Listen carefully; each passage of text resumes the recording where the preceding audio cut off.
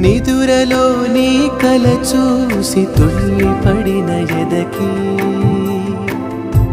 ఏ క్షణం ఎదురవుతావో జోల పాటవై ఆకలని అడగక ముందే నోటి ముద్దు నువ్వై ఏ కథలు వినిపిస్తావో జాబిలమ్మ